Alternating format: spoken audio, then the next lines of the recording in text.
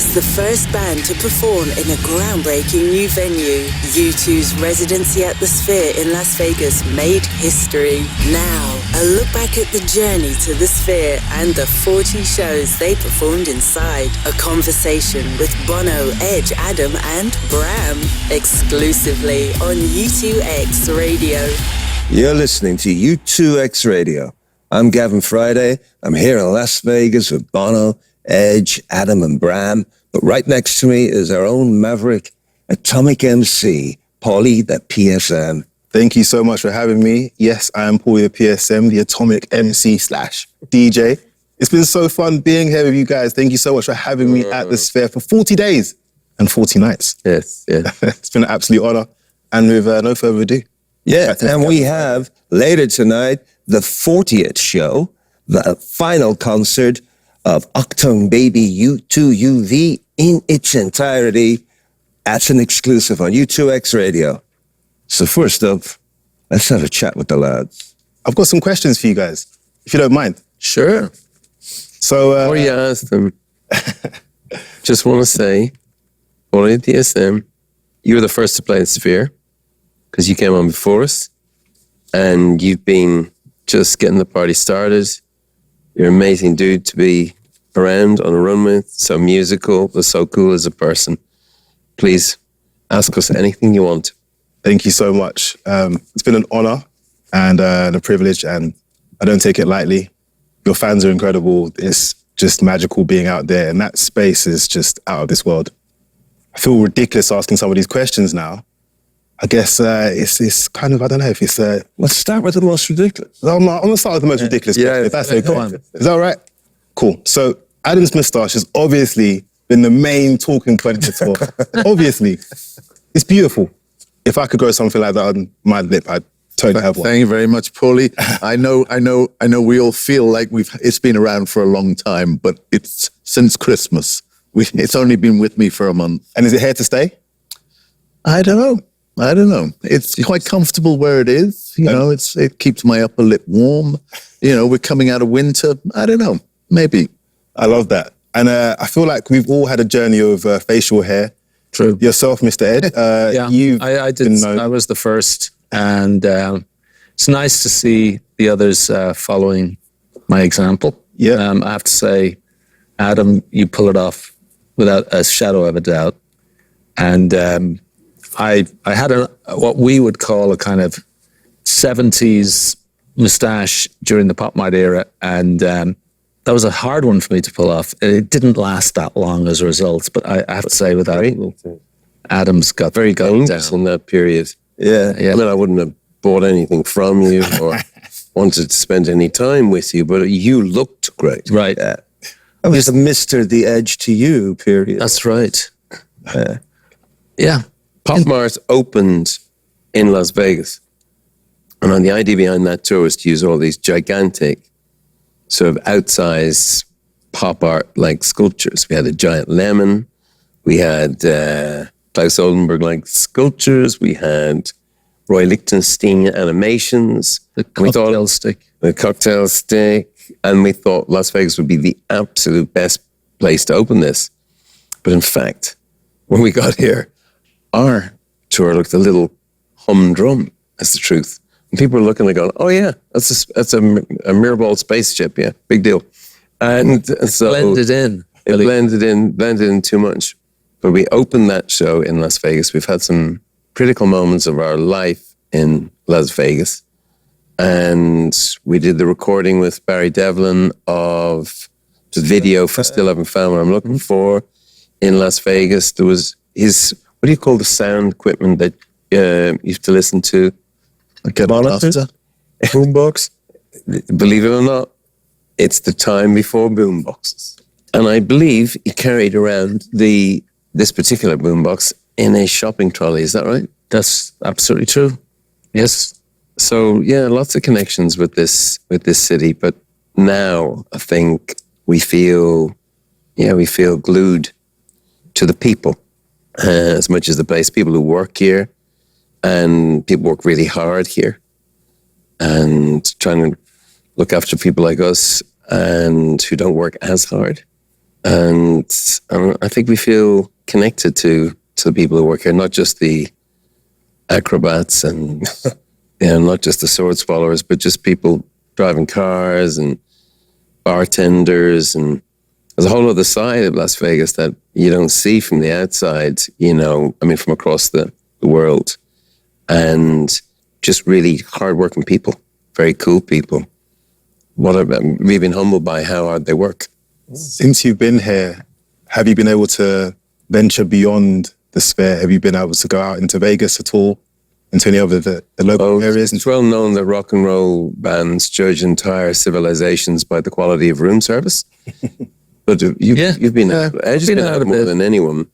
Yeah, I had an amazing night out with some of our peeps when we went to this karaoke bar quite spontaneously after a show one night. And it was a place, but it was on a Sunday night, so it wasn't like nearly full. It was like 25 people, a place called the Champagne Bar. And I reckoned after about the second or third song that what we were dealing here were with a bunch of regulars. And there was this little sense of community there, and it was a safe place for singers, no matter how good or bad. We all got up and had a great laugh, but it was very moving in a weird way, because the songs took on this other meaning in this context. The lyrics had a different twist, and it really was an insight into that other side of the city. And I found it very, what very did you moving. sing? What did you do? Well, I did Rainy Night in Soho, and then had to do one of my favorite Clash songs, Should I Stay or Should I Go? And I feel like there's another part of the story that you may be missing. Did you get any compliments from anyone on that night in particular? I did, actually. I got, the DJ did say, man, where have you been hiding? You should think about doing this professionally. Which was fun. How many did you do? I stopped after 17 songs. I just thought that was hogging the mic. How many people were there? 25 people. Yeah. 17. No, I did I did 3 or 4. That's 3 more than our first gig. So Go on, what's everyone else's karaoke song of choice? Oh, I don't do that. No, I don't embarrass myself in public unless I'm on a U2 stage. You know, it reminded me, sorry to interrupt, Adam, it reminded me that the audience is the key thing. That's what I've felt about our shows here, is we've got all this technology and it's wonderful. It's mind-blowing.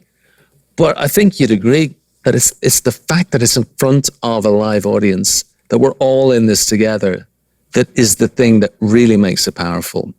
So the technology is an aid, but actually, that's not the centerpiece of it all. Bram, karaoke isn't big in Holland, is it? Of a karaoke machine. No. Well, you can make it as big as you want. But it's not really. I love doing karaoke, but I haven't been to this Champagne Bar yet. So Bram, So we have to go. one day before the first show of the 40, myself, yourself, and Adam spoke to U2X Radio. Now 40 shows are in the bag. What do you feel? What was the real highlight? Opening night, middle night, when? There's so many highlights. I don't know. I want to talk to you about your highlights. Very good. I'll give you the number of them. Well, it will take some time to, process it all, because right now it's still like one big cloud of impressions, highlights. Favorite gig, or when you just go, that's the one I'll bring home with me forever. Yeah, and then I forget what it was 28 or... Right. Well, I remember when your wife came for the first time. Then I remember your mum came. Yeah. And then your bandmates came. Yeah, there were several of those Big moments. big moments, but I think, of course, opening night, it was for everyone. It was a really, right? A big deal. Yeah. It wasn't just me. No, but, and that really stuck in my mind, that gig, it was to get that airplane Off the ground. Yeah. off the ground and on the tarmac Tarmac, yeah. after that show. that was a really good feeling. Yeah. But I felt it was really great that, you know, our audience accepted Bram, you know, into the fold. They knew he was stepping in for Larry, who couldn't perform, and they embraced him. And within a very short period of time, it was like they accepted that Bram was there. He was doing a great job. They turned up with their signs for Bram. And it was like, wow! I found that hurtful. Just want to say, it's like this is a generous U2 audience. Yeah, and that's you know, very proud of our audience and proud of Bram. Yeah, that's right. But there was a real embrace, as Adam says. But I think the Wham Bam Thank You Bram T-shirts are just going too far. Edge spoke to me about it afterwards. He says, we've got to knock this guy out. Oh, he liked it. So we're on a team now. I don't know. Yeah, but that's a very important thing that really lifted me up, you know, that the fans were like, you know, showing their appreciation. And then you start to work even harder, you know, like, okay, let's make this work. Is it at all what you expected it to be? Do you have any expectations for what this will be like? I think the hardest part of starting playing with these guys is what I didn't know what to expect. So the first rehearsal, getting in, like, will there be like one of them like really very bitchy about all the drum parts, or will one be very grumpy? I didn't know. We were all of those things. But it was, you know, really into the unknown. I said it before, but they really took care of me. And I felt really comfortable very quickly. So. Amazing. This is the Sphere. No venue like it in the world, no visual like it, no sound like it. And I remember coming here like May last year, and we were going, okay, the gear's going in. It's going to be live in 3 months' time. When did you think you realized that this was going to work? When did you know? Was it before the first night, or? Personally, after the first show, because there was so much jeopardy associated with just the technology functioning. And assuming that it all functioned as it was supposed to function, there was a whole other unknown about how all of this visual kind of support would connect with the music and connect with the live audience. So really, I didn't know. I don't think any of us really knew till after that first show. Yeah, I will say that, as I joke, you know, singers with messianic complexes love to wander the desert, but the desert doesn't necessarily love them back. You know, it can be tricky for your voice. So I'd stay in a lot, and my room was the humidity. I had all these humidifiers. It was like the reptile house in the zoo when we were kids in Dublin. And so the missus didn't want to be in the room. It was like the smell of boiled carpet off you. And I'm like, okay, that's not good. And the rehearsals were tricky because I didn't want to lose my voice, because that had happened the very first time we played Las Vegas on Pop Mart all those years ago. But when we did the first show, as Edge is saying, something went off and we had a visitation. And if you're going to drop a name, drop a big name. We had a visitation from a Beatle. That's right, we had a Beatle. We had the Macca. We had Paul McCartney. And I haven't been able to see any of the guests because of my voice. I've been locked up in the reptile house. But he came round, the band came round. We all had one moment with the Beatle.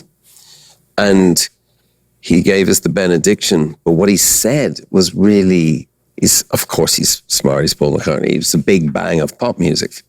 He said, I could hear you better than ever. I could see you.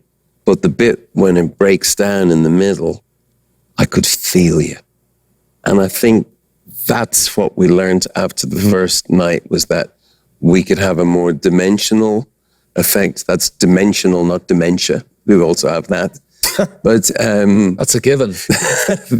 That's a given. But yeah, because it really is a load of bollocks if people don't feel it. And spectacle, people talk about spectacle.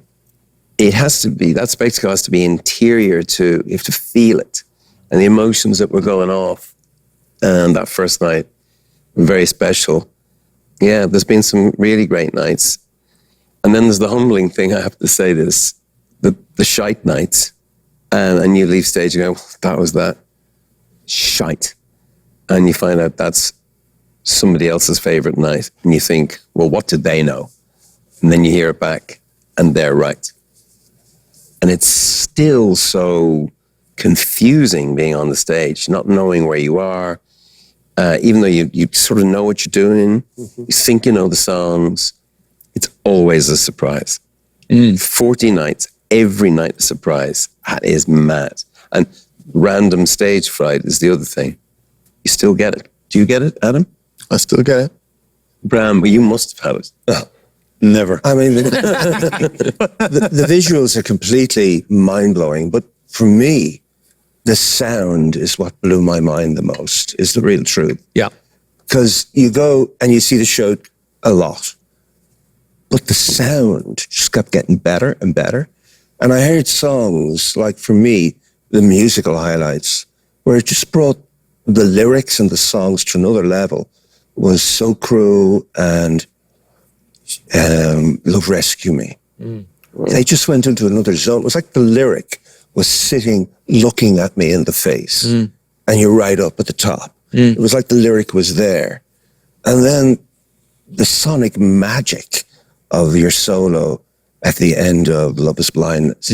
I just had never heard that before in my life. And I've seen a lot of you too. Yes, well, you've seen our first shows, Mr. Friday, forming of the band was a big moment, and I think Adam was the first person who believed that we would have a future. He was the manager, our first manager, but the first person who believed we might have a future to manage. But one of the people who set my ambition in what's possible in music was you, Mr. Friday. And on Cedarwood Road, I would come out, look out the window, and Gavin Friday would be walking down the street. There's no headphones. And I'm thinking, he's doing the thing that people do with headphones now, right? But it's all going on in his head, and they wouldn't see anyone or hear anyone. And he had songs in his head. And we used to go up on a Monday night, and the band did this occasionally. We'd go into Gavin Friday's good room. The good room in Dublin is the one that you only use on special occasions. And your mother and father have you there. They have the good room there for visitors. But Gavin was let into the good room of his own house, and we'd go in there too. And you play Bowie, you play Eno. You opened up our mind to so much art, that music wasn't just entertainment, that it was art. I feel I learned that from you. Sorry, what was the question again? I'm sorry, I just went off. Well, just talking about the musicality, how much it's, for me, the sound of the Sphere. Yeah, right. That was the big surprise. It's really extraordinary, and it's something that keeps changing. Yes. Yeah. That's why I'm thinking of you. Because listening to albums in your house on Cedarwood Road was an immersive experience. We put on music, and they didn't need anything else. There was visuals like album cover, but it was the music that was the immersive experience. And and so that this building brings you back to not just album cover artwork, but the reason that you fell in love in the first place, which was fidelity. Dare I use that word? It's very hard to explain to anyone who hasn't been to the show. Yeah. Because we've all grown up going to concerts in buildings that were designed and built for sports. And this is a very large venue. It's like up to 20,000 people, but they built it where the sound is a priority. And not only is the sound of the building pristine and controllable, all the things that you don't associate with big venues, but also the system to deliver the sound is unique. And it gives you so much ability to deliver crystal clarity and surround sound, like an immersive surround sound mix. It's so sci-fi. I mean, you go to, say, a classic rock gig like in Dublin, the Olympia, a theatre that holds about 2,000. And there's this, I call it the sweat of a gig, even before the band come on and the lights are there and you start seeing this sweat in the air. It's just, it's 2,000 people breathing. The Sphere isn't like that. I mean, there's robots telling you where to go upstairs. There's AI air conditioning. So it looks like a television studio. It's a massive venue. And then the sound just comes up and is almost like touching your face. I mean, it's a really science-fi thing. It was actually in a certain way terrifying as well, because there's a way to hide. You know, if you're in a big outdoor venue with the big echoes and reverbs of a stadium, you're aware of the fact that there's an ambience and a reverb that smooths everything off. Yeah. This is like, you make a mistake, you can hear it. Like every little subtle intonation is audible to the audience. You're the edge. You don't make mistakes. So it's like doing a really bad interview on the Graham Norton show or something. Right. Every minute is seen. I think what we kind of got comfortable with over the series of shows was that actually it's okay. Like the sound of our voices, the sound of the guitars, bass, drums actually sounds okay. There's no need to be in any kind of masking reverb or we could be completely laid bare and it still works. And I felt that was, when you're doing something as subtle and as intimate as, say, Love Rescue Me, it's a great reassurance to know that that actually will hang together. Intimacy is the new punk rock, as the T-shirt we wanted to print, and this building was going to help us get there. And so, as well as the wildness, the sonic adventure and misadventure that is Achtung Baby, that we get this radical intimacy. I mean, and that's really cool. I'm Gavin Friday, sitting here with Paulie the PSA. We're talking to Bono, Adam, Edge, and Bram. This is U2 live at the Sphere on U2X Radio. But you've managed to keep every show feeling fresh, and you've mentioned even subtle changes like moving the microphone or like changing the set list. But how have you managed to keep it really fresh for your audience as well? How have you consciously and intentionally done that? I was advising our audience against coming more than once because the tickets are expensive. And though we've made some cheaper tickets available for students around here in Nevada and whatever else, people around the town, it's just a lot. And I was speaking to them outside of Zeus Station, outside of this very place where we're doing this interview. And for whatever reason, where they were positioned or the night that we're in it, they feel that it's very different. And I was thinking, that can't be true, can it? But then I realized it was true for me. And I suppose it's more theater than rock and roll. I mean, a rock and roll band, we don't do the jukebox thing. You know, where you put in, and it's so exciting, I imagine, for people to come along and have a different set. Like Fish, when they come in here, they won't play the same set twice. That'd be amazing. Or John and the Dead, they do that. But we are more theatrical, and we've always been that. Even when we were playing theaters, we were looking for this kind of 3-act structure, and which is mad. But because why would we know about theater? But we always thought like that. Where did we get that from, Gavin? You are our artistic director, one of the creative directors of this show. You've been working with us for all these years. Where did we get the 3-act structure from? Was that the Greeks? I think that was possibly David Bowie. Probably. You know, seeing Bowie in 1976, and there was 3 acts. Yeah.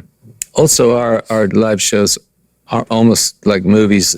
Like each song is like a scene, and often the song will throw a question to the listener, to us, as we're performing it, and then the song that follows kind of takes that question and answers it or poses another one. So and as we're putting this set together, it's almost like you start to understand that there is a through line, a a flow from one song to the next.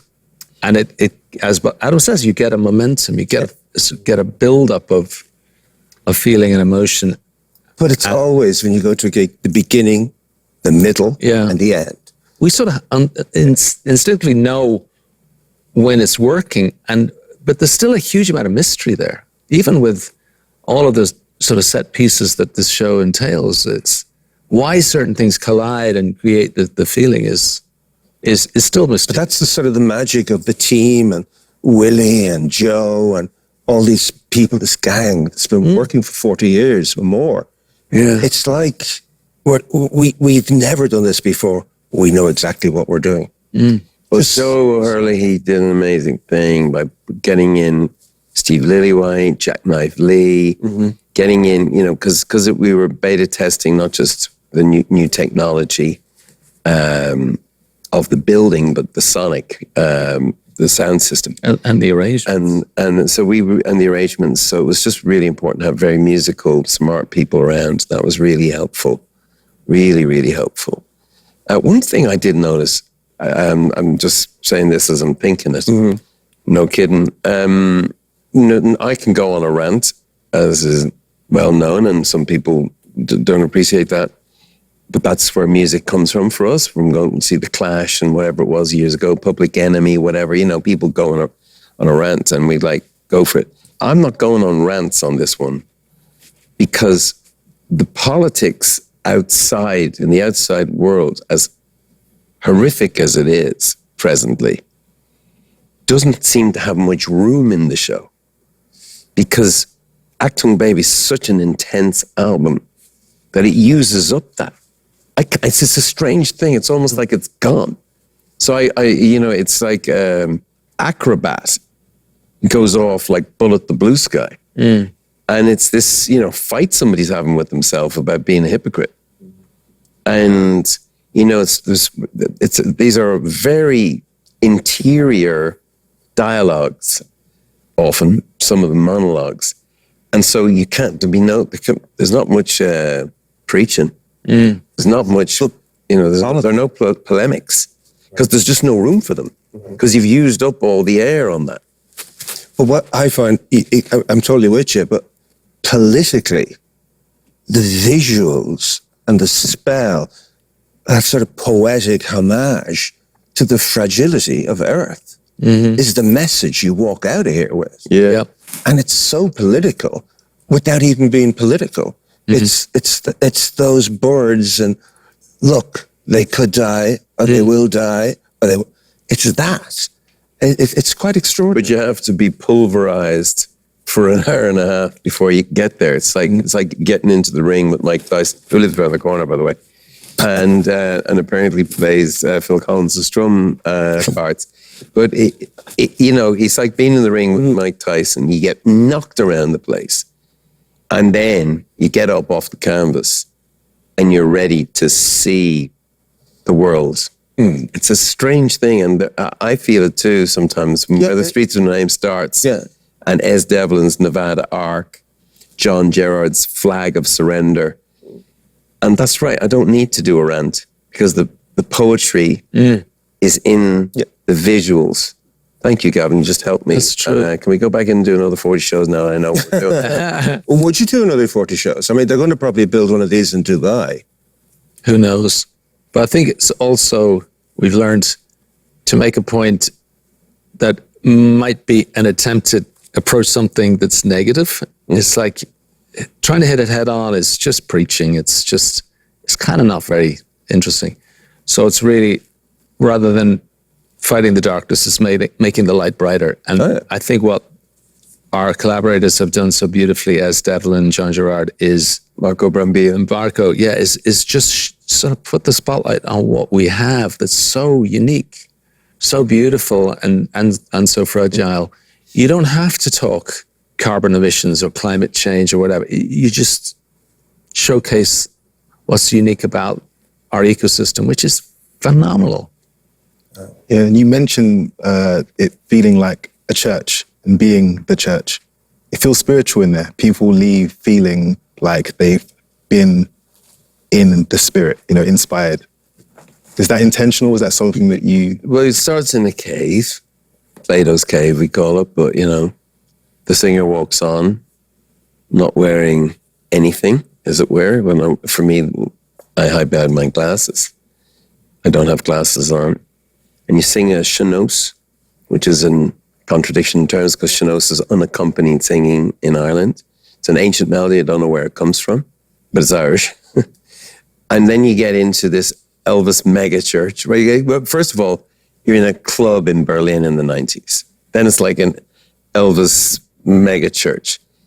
And then it does go to a kind of a cathedral of the natural world and the supernatural. There is that. And sometimes you ask yourself the question, is this real or manufactured light? And the answer is both. And, all musicians know the feeling of what it is. You're all waiting for, Quincy Jones, one who said it, we're waiting for God to walk through the room. But God takes his time.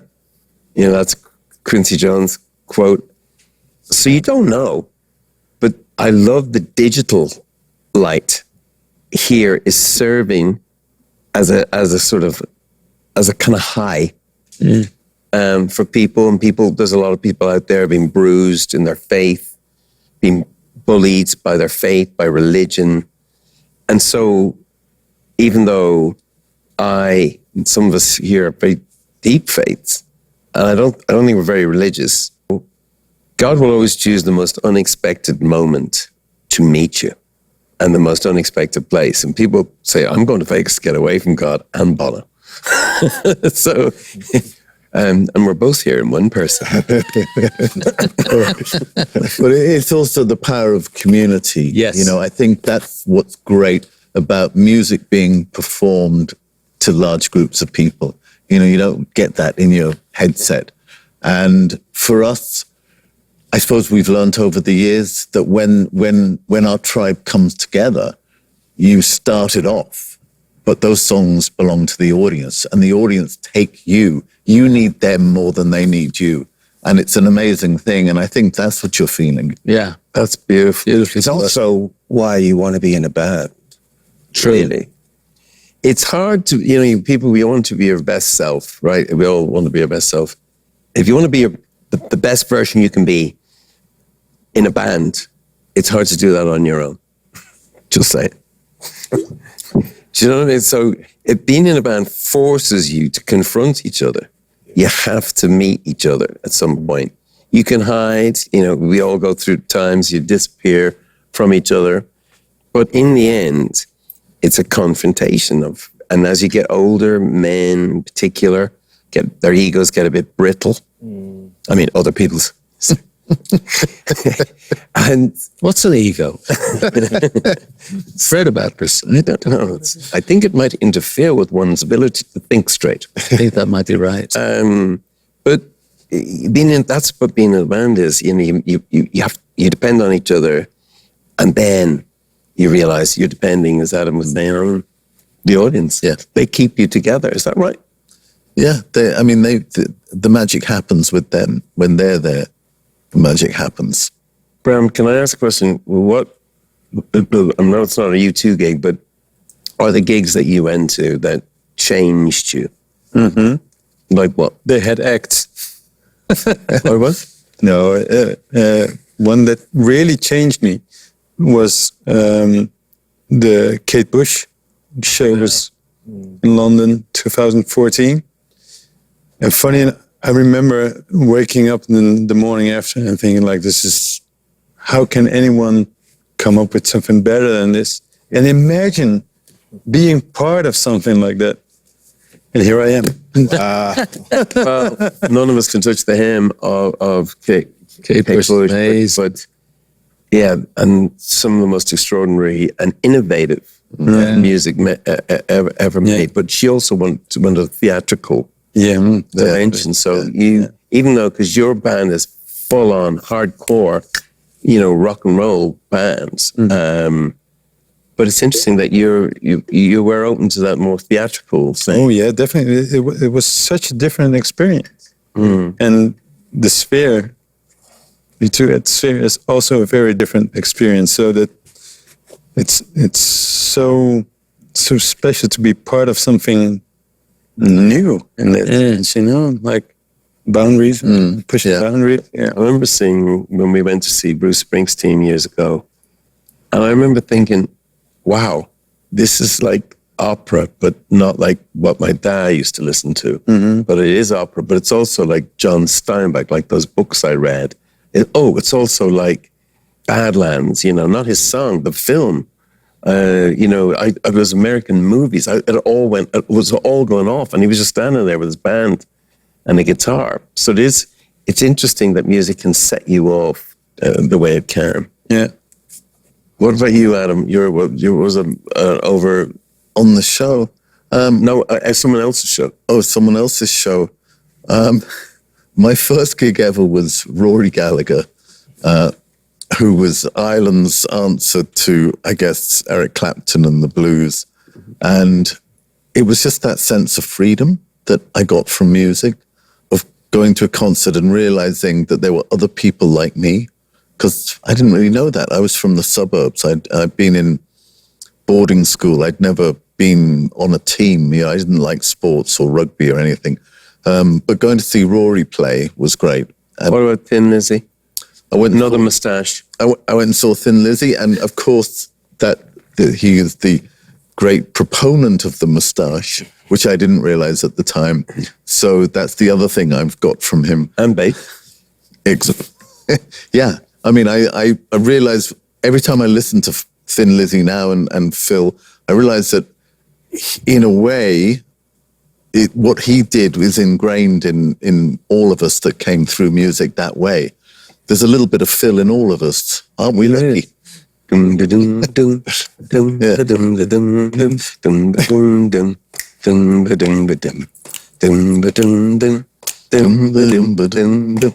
great days of minutes.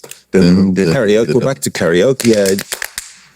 Well, I bet you. This is U2 at the Sphere. A conversation with Adam, Bono, Bram, and Edge. Myself, Gavin Friday, and Paulie, the TSM. As we draw to the end of this interview and we prepare to listen to the whole show in its entirety. I need to go for a piss. But before you do that, take that back. I need to go. No, I was just because when I hear the band come on stage, I always want to go to the bathroom. Sorry. That's all I meant. That was a joke. the one question that everyone's been asking and everyone wants to know is, did you ever find your keys? Under the mat. Of course. They were under the mat where they were all the time. Yeah, I just didn't know. I thought the Edge had them. I thought Mr. Friday had them. Googie had them. There's all kinds of people. Andrea Core, I thought she'd run off with them. No. Under the mat. Under the mat. Well, from Under the Mat, thank you, the Ed, Bram, Adam. And thank you, Gail. Thank you, Foley. The final concert. Wow. Of the 40 shows. 40 days and 40 nights. Yeah. U2 UV, Uptown Baby at the Sphere. Live on SiriusXM.